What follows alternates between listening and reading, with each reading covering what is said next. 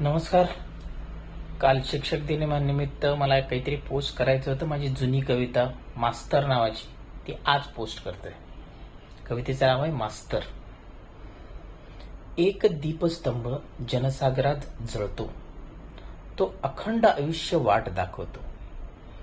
कुणी त्याची वाटाड्या म्हणून हेटाळणी करतो, तर कुणी सहानुभूती म्हणून मास्तर म्हणतो. रक्ताचे पाणी करून तो लोकांना शिकवतो, पण तरीही लोक म्हणते मास्तर भारी फसवतो.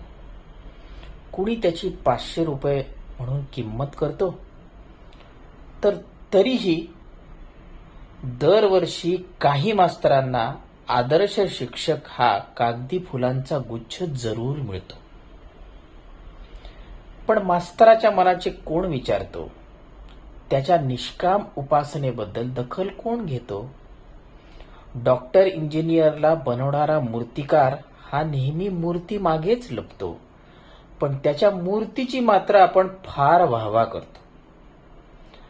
मास्तर हा नेहमी अल्पसंतोषी राहतो. मूर्तीची वाहवाच आपले गुणगान मांडतो. चिंतनाचा पुजारी पण हा शाळेतच बंद राहतो.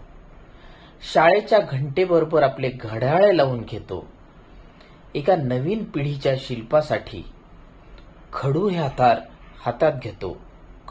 हातात घेतो. धन्यवाद.